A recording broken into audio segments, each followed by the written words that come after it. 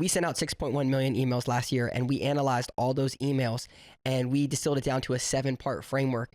And we implemented that 7-part framework at this 1.5 million HVAC contractor, and they generated $253,000 using this framework. Welcome to Masters of Home Service, the best podcast for home service pros like us. I'm your host, Adam Sylvester, and I want you to crush it in business. If you're not emailing your clients on a regular basis, you are losing money. It's just like going to the ATM machine and pulling cash out of the machine. Press the button and get money. So if you're thinking, Adam, how do I send emails? I know it's important, I want to, but how? We're gonna answer all those questions today. And when we're done, you're going to know exactly what to do and how to do it. It's gonna be great. Phil and Steven, you guys are crushing it in your domain. Steven, you're a plumber. Phil, you run Flash Consulting, and you guys do a lot of emailing. You guys are emailing your clients on a regular basis. Phil, you sent out like 6 million emails last year or something like that. We're getting into that. So before we get into that, Steven, tell us what you do and what you do and all that kind of stuff. I'm the owner of Job & Sons Plumbing in Tucson, Arizona. Been around for roughly 4 years, and we're just going gangbusters over here. Bingo. Yeah. Great. Glad you're here. Phil? Yeah, owner of Flash Consulting. We work with home service businesses and we help them do digital marketing. And one of those components is email marketing. And it's a big driver of revenue for a lot of companies that they miss out on. And we're going to talk a lot about that today. They're missing out on it. We're talking about getting noticed. Yep. And people who are not emailing, how much is it costing people? Say, email, I don't have time for that. It's a big deal. Absolutely. It's a big deal. How important is it? Just give me a little, start us off with like, how important is email marketing to your business? Honestly, it's something that we've worked in on a regular basis now. When we first started, it was kind of like, yeah, I would give it a shot and see if it works. And we saw a little bit of color come back. Mm-hmm. But at this point, we have structures in place where bare minimum once a month, oftentimes several times a month, just send it out. And I think the whole point is that somebody has, calls you out for a service call. They've seen you once. They're not going to remember your name. Just like half the people you meet on the street, you're not going to remember their name one time. But if you can continue to put that name right in front of them over and over and over again in a non-aggressive way, I think people will remember your name. Totally. Yeah. A lot of business owners, they think of marketing as new customers coming in, and it's constantly trying to get fuel on the fire over and over again. And they forget that there's all these people sitting in your database, prospects and customers that already know, like, and trust you, and you can cross-sell them different services. And that's why it's a honey hole. Literally, we call it a honey hole that most people don't take advantage of, and they're just focused on new customer, new customer, new customer. Yeah. I think that even if someone doesn't even open the email, it's very effective. Right. A long time ago, I had a client email me and say, Adam, do you know a good landscaper? And I was like, yeah, me. What are you talking about? Exactly. And he thought I was just the mowing guy. Okay. That was a messaging problem. That was a marketing problem. That was an email marketing problem. That's right. Because he should have known, as soon as he had the thought, I need a landscaper, he should have thought of me, but he didn't. It's not his fault. It's my fault. Email marketing checks so many boxes. And so what's one of the main things that it accomplishes for your businesses? Honestly, is what he was talking about, the honeypot. Yeah. Like it's, you already have, I think right now we're sitting at like 2,000 to 2,500 people that are in our database. Mm-hmm. And it allows us to just reach back in and at the very least, let them know that we're still around, because I may think about plumbing all the time. I may think about business ownership all the time. They're not thinking about plumbing all the time. They aren't. And so like, if I can keep our company top of mind, even if just to say something as simple as like, hey, we're here to help, they're going to be like, I need help. We've had our customers call and go, hey, I'm looking for a landscaper. I'm looking for an electrician. I'm looking for a drywaller, whatever it is. Do you know anybody? Just because we've been there to help, And so it creates a community where people are willing to trust us.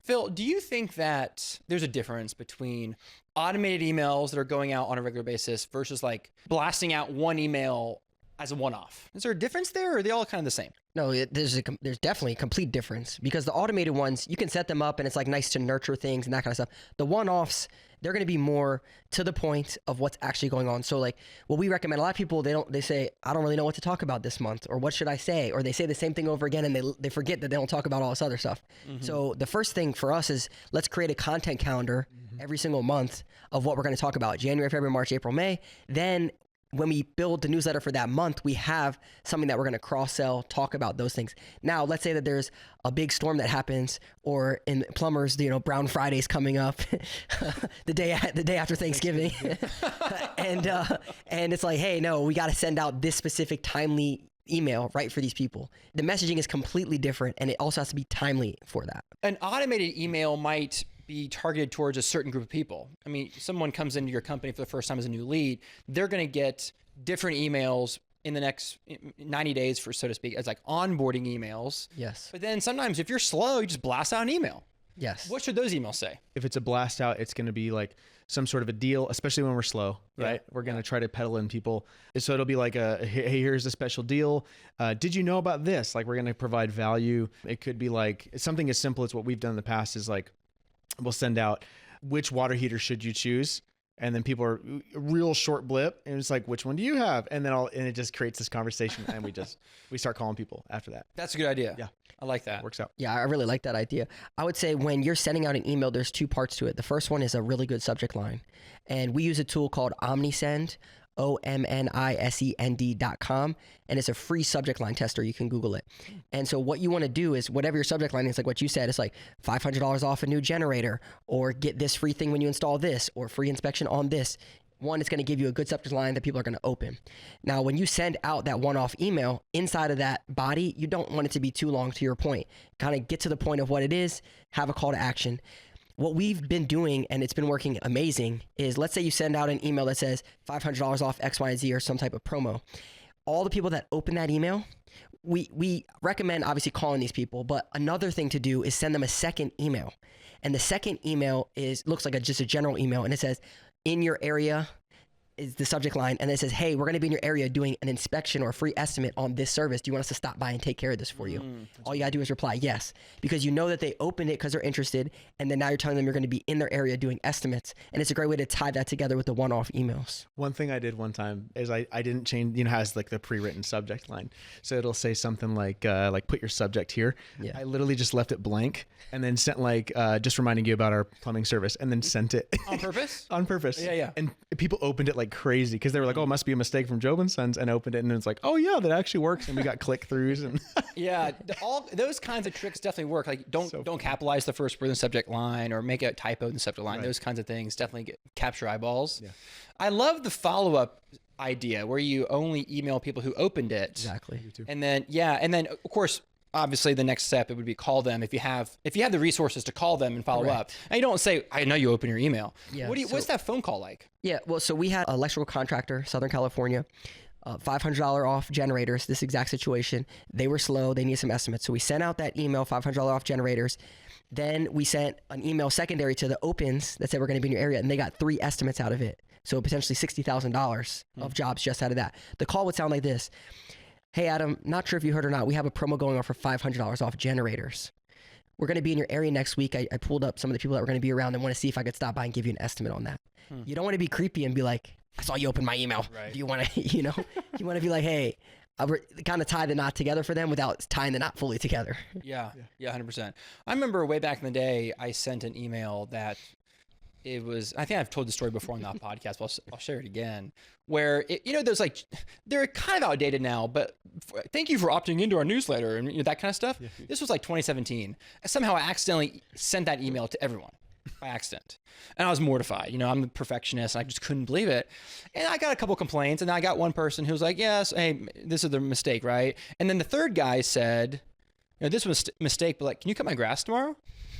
And that's when I realized the power of emailing your customers. If a terrible mistake email like that could generate business, what might a good email do? That's right. Email works. It works every time. And I think that, you can do it from a lot of, you can use MailChimp, Jobber has that, other services. It's easy to do, right? That's right. Yeah. We have a company, they're a modeling company, and we started working with them, and they were like, well, we don't email our customers because we just do one-time projects, right? They're not going to get a kitchen every month. We need to leave them alone. We're like, no, that's not the point. You need to cross-sell your services. Right. So what we did was literally the first email we sent out was for a custom office build. They were getting custom cabinetry and other things in the office, and we're going to talk about this in this email. So we sent the email out, and this woman, Miss Susan, she emails back, and she says, hey, I didn't go with you for my bathroom remodel, and I should have, because the company I selected was terrible. And I'm remodeling my office, and I want you to do the job. Wow. All because we emailed the past customers, and we didn't just say, oh no, people don't care and they don't want to be resold something. And that was basically free. Exactly. And basically was free. That's to your point that we think our customers don't want to hear from us and we're annoying them and, oh my gosh, I accidentally sent this opt-in or whatever. But at the end of the day, people just want to stay top of mind, add value, don't be pushy and annoying. But there is value in staying top of mind and cross-selling services, so that way they know, oh, you actually do this as well. I've told people over the years who have asked me for advice on email marketing and stuff, they'll say, oh, Adam, like, how often do you email your clients? And I say, as often as you need, or as often as it takes. And they're like, oh my gosh, I can't imagine. And I believe that. And I say that story because a while back we got really slow. It was the first time we were really this slow in my business. And I was, no joke, I was emailing our list almost every day. And we sure we had unsubscribes, but you know what it was doing? It was keeping us busy. Yep. And then as soon as we got busy again, I stopped emailing them. That's right. It's really just an ATM button. You just hit the ATM button when you need cash. When you don't need cash, you don't hit it. It's that simple. And if people don't like it, they can unsubscribe, and that's fine too. But I have found that email marketing is really the quickest way to get a fast job. Well, I think to the person who's watching this and they're afraid of the unsubscribe, right? That person was probably never going to be someone who you'd get through email anyway. Yeah. You know what I mean? Like, they're going to be more contacted by maybe a phone call, or, you know what I'm saying? Yeah. They're already ready to just hit it. Right. So. Steven, do you cross-sell through your emails? Like, do you use emails to cross-sell? Okay, how? Give us an example. Yeah, I'll give you several scenarios. So, like, for example, we own like a coffee company. We also have a YouTube channel, and Facebook and Instagram, it's all kind of integrated, right? Like, I'll give you an example. I think it was this last year in December, right? I sent out this thing, and I think the tagline was something along the lines of, like, you know, save big $$ on X, Y, and Z, whatever it was. When they get into the email, then there's a picture of the thing I'm actually talking about. And every single word in that email was embedded. So regardless of where they click, they get taken to the next location, which was our booking website. At the very bottom, then we start saying, like, okay, hey, you should go to check out our YouTube channel. So we leave a link there. Then in the YouTube channel, we have a link to our Facebook and our Google, but it's all pointing back. We also have a blog that's called the Clog Blog. So that gets linked in. So it's almost like a big giant spider web, where you start with one place, but the whole point is to drive everything right back down to the main hub. Because if I can get you to the website, it's one click and you're on the phone with me. You know what I mean? So it just makes sales. Yeah. You know? You mentioned one thing about the ATM, the button. As a marketing company, people ask us all the time, how long it's going to take to see a return on my marketing. And when we tell them tomorrow, you can email all of your customers with an offer that you've never done before, there's no way that you're not going to make money from this. And it's the quickest way that you can do marketing if you have prospects or customers sitting in your database, for sure. Yeah. I think between the three of us, we've sent out a lot of emails. Yes. A lot. What do you guys think are the most effective?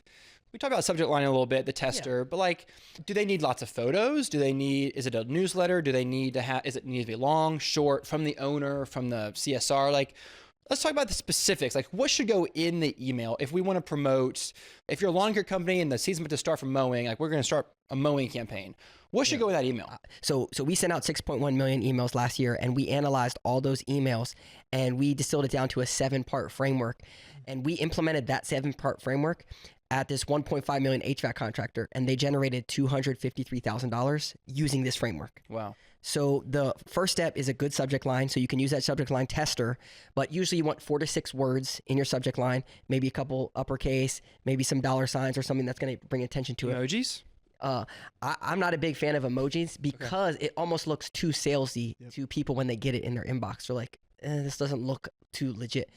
The second one is when they go to your email, you want to have your logo and then 2 call to actions, a call now button and a schedule service or get an estimate button right at the top. What this does is, one, it anchors the email. So as people are scrolling through, they know they can go back up and take an action. But also when they read your subject line, if they're ready to roll, it hits them right there.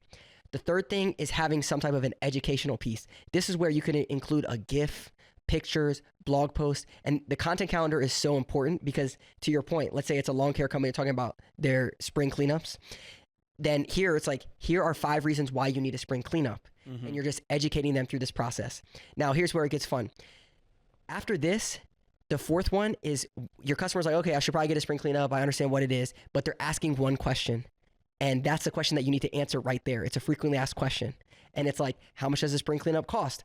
How often should I get a spring cleanup done? Whatever question that is, you got to answer it in a graphic or something that's a frequently asked question. Step 5 is having a direct call to action. you agitate, call to action. So you don't want your house to be the eyesore of the community when everyone has brand new mulch and looks beautiful. Get a spring cleanup. Yes. Step 6 on that is now they're saying, okay, I definitely need to get this, but are they going to do a good job?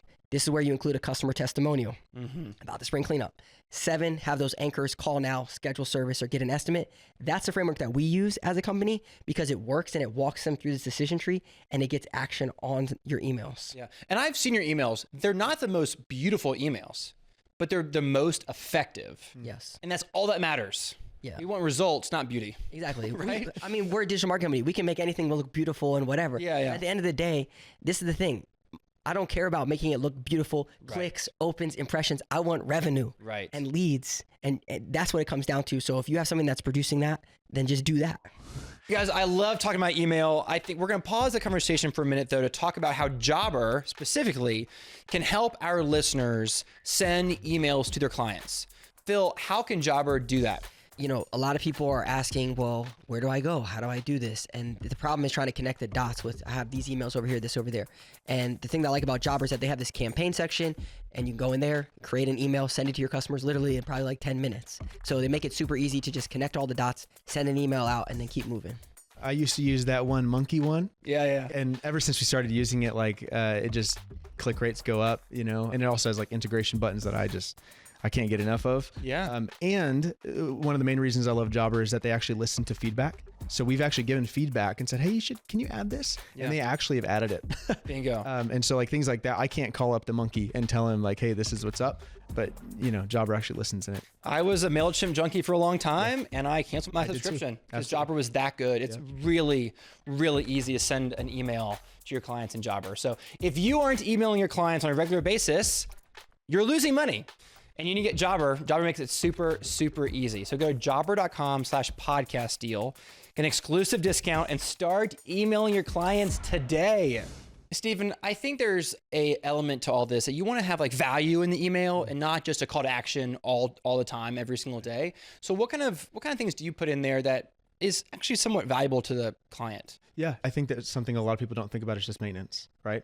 So in the past, and actually kind of on a regular basis, like we'll pick like one item in your house, let's call it a water heater, and we'll just say, hey, here are the 4 things that you need to do with your water heater per year. And maybe we send that email out, we'll just copy and paste and just repeat that email a couple times.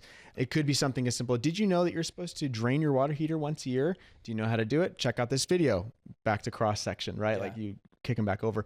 Or you can, at that point, kind of to your point, you add in schedule your call now and you say, we actually do that. This is the cost. Go for it. Yeah. When you start doing that, people don't just look at it and go, oh my God, like they just want my money. It's like, no, they actually care and they're taking care of my stuff. And subconsciously they're thinking, I don't want to do all that. Right. Yeah, exactly. I would say with value, there's a part to educating the customer as well. There's also just a part to sharing things that's going on in your local community. Oh, that's good. Like, hey, here's 5 things to do in this city in the spring. Right. It has nothing to do with anything aside from just something that's local and makes sense. And I think that this kind of hits at, you don't want to just be bashing them over the head with offers and promos every single month. You want to really be a pillar of the community and educating them on what's going on in the community. And yeah, we could help you or not, but at the end of the day, hope we get some value out of this email. Yeah. Stephen, you sent an email that got like $93,000 of revenue or something like that. Yeah. Tell us about that. So in this email, I wanted really 2 things to be done. One, we needed cash flow, right? Yeah. So we needed to bring it in, but I also wanted to communicate that we're real people. Like, you know, you can send a picture of me going like that all day long, but it just looks like a caricature. So what I did is I took a picture of me standing in my kid's room. I've got a backwards hat on, like total dad vibes. I have a coffee cup with Mickey Mouse on it. Just, you know, and in the email, it was something like, did you know that we're real people? And then I just gave a real quick pitch. Like, we would love to serve you. We live in a house just like you live in a house. We use pipes just like you guys. Exactly. Like just making connection. Like we're real. And I think it was a little bit of a timing game as well. It was right in the beginning of December, and for us, that's cash cow season. You know, they're all mooing all day long. We just sent it out, and partially because of the timing, like we're already busy, pipes get frozen, you know, things need to be, you know, dealt with. But right at the bottom of that email, I put, hey, we're having a water heater special. And it was like discounted off like $200 off the normal price. Not only communicated that we're real, we've communicated that there's a value there. And then we also gave them the actual price. There's no need for them to get an estimate. It was a short deal, right? Interesting. We're kind of putting it out there. Like, this is the price. regardless of what it looks like. Unless there's something crazy, we're going to take care of it. And people just called. I love that because people are wondering if you can wanna answer know. that question before they ask it. Yeah. Then you're ahead of the game. And of course, there's obviously a risk there, right? Because we can get into something way out of line. But that just is our responsibility to say, hey, like this is a little outside of the normal. This is what the price will be, but it's still going to be discounted off of our normal. But that risk is what keeps us from doing the thing that works 90% of the time. Right. Like, don't disregard everything else just because it won't work for some people. Right. You know, I love when people are like, well, I can't give you an estimate of the phone because you might be unique. Yeah, but give me an idea. I'm not going to hold you to it. We all know it's a ballpark. Right. So I love that you put the price at the bottom. That's really great. Any other unique things about that? You had authenticity, the price, call to action at the bottom. Call to action at the bottom. Okay. Yep. What is your call to action? Reply to this email, click this button, call now. What it looks like is I'll say something like, if you're interested, call this number, or click on the button below to schedule now. Right. Okay. And I'll usually do it in a term of like schedule right into our calendar because we book online. Yeah. So the way that it drives for us is they click into our website and then they click book online, and then an option opens up where it says, are you an existing customer or a new customer? Yeah. And then it takes them on their own path. And one of my favorite leads. call to actions is reply yes. Yeah, that's good. And I make yes capitalized. And that way, all they have to do is type 3 letters. Well, they had to click reply and then type YES, send. 5 steps. And I use a button too, but I usually will put that somewhere in the email. Just reply yes. I'm like, yeah, I'm ready. I'm interested. And then our CSR takes it from there and like gets them in. But I'm a fan of giving people, meeting them where they're at. Some people like to click a button and some people like to reply. Yeah, I think that's actually something that I've been playing with the idea of doing, because I see a lot of business leadership development, like these companies that want to help you grow your business, like pay me $99 a month, yeah. and they do that. They actually will say, hey, reply yes to this email to get info. And of course I've done it, because I'm interested. Right. Yeah, it works. Yeah. I'm the guy. It works. And then, you get a phone call and stuff. It's just lead acquisition at its finest, it's genius. Well, 93 grand on one email is pretty sweet. It was very helpful. One thing you mentioned, timing. Timing does matter. It does. Yeah. And we can't predict timing. It's very important. Like this is the same thing with yard signs. If you put a yard sign out, somebody drives by it, I don't need gutter cleaning. 2 weeks later, it rains really hard. They see the same yard sign, and last night their gutters were overflowing, and now they're like, I'm so glad the yard sign is still there. Yeah. Different. The timing's different. Everything else is the same. And sometimes you just gotta hope that you just have to send out a lot of emails, put out a lot of yard signs to make sure that you're always there at the right time. Yeah, I think being available is key, right? Yeah. Like for us, we already know that we're going to be slow between like early June to middle of July. So as we come up into that, we increase emails. Yes. We start offering a little bit better deals. Like Wait till July. You do it in May. Well, even in some cases, we do it in April. Okay. Because yeah. we want to load in. I think like using your time frame, using your knowledge, using your last year's history, walk through that. Where are your slow seasons, and then actually start marketing at that point. And then base your schedule off those slow seasons. There's a part to segmenting your database too, because like let's say you were to go back through and look at all your estimates that didn't close. And then in this slow period, you said, hey, we have 10% off promo going on for this estimate that we already gave you. Now you're using your actual data to make decisions and also email those customers to then retarget them. You already know that they got an estimate. And this is the whole part of email marketing and using your database to actually help you grow your business. Yeah, that's good. I think the last hack that I have on this is the email blast. Say you're slow. It doesn't have the call to action or the incentive for the client doesn't have to be a sale. It can be, we can come tomorrow. It could be price. It could be a sale, but it could be, hey, we're giving away for every new job that we get in April, our slow month, we're going to donate $10 to local charity. Okay. It doesn't have to be a 10% sale. It doesn't have to be a $500 off a hot water heater. One of my buddies does Zoom estimates. Like he does an estimate on Zoom. And so they'll like walk around and look at your pipes and look at your electrical, and like he'll give you a pretty good price over the phone. And so that can be another call to action. Hey, you're too busy to meet with us at your house? Great, just schedule a Zoom call. There's more than one way to skin the cat. I just want people to be thinking creatively on what that call to action can be, because some people might value convenience more than price in this particular scenario. We've actually done that where at no cost, we will just send an email out and say, like, we'll just be honest about it and say, hey, we're a little slow right now, and we would love to give you the chance to have us in your house to do a free inspection. Yeah. And it's upfront. It's like, I'm coming in to give you an estimate. Right. But people are, oh, cool. Like, I'll take that. It's free. I don't care. Yeah. And especially if they've already used us. Like, they're and the conversion rate will be less, but you still get business. Bingo. Yeah. I'm going to boil it down to 3 things that our listeners can do like today, right now, to get started. Because that's what we promised at the beginning of this show. So number 1 is you need to email your old clients, people who either have done work with you before or people who got a quote and never approved. You got to email them today. Email them right now. Number 2 is send that second email to people who opened your email. And if you can, call them, but at least send that second email and reinforce that. You'll get a lot more business from that. And number 3, be data driven. Use a software like Jobber to look at trends in your business and pinpoint the slow months. October slow, great. So in July, start planning your campaign so that you're not slow in July. And you can even use like a calendar, like Phil said, where each month is a different message and a different email campaign. Yeah, and it doesn't matter if you're sending emails if no one opens them. So make sure you use a tool like OmniSend, OMNISEND.com, and they do subject line testing. I have no affiliation with them. They just do a good job. But you could also just ChatGPT it and get some good subject lines as well. But make sure you actually test the subject lines. Don't just go with whatever you think. Yes, great. Guys, this is great. You guys are crushing it. Steven, you're crushing it in plumbing. Phil, you're crushing in consulting. Keep doing it. Keep rocking it out.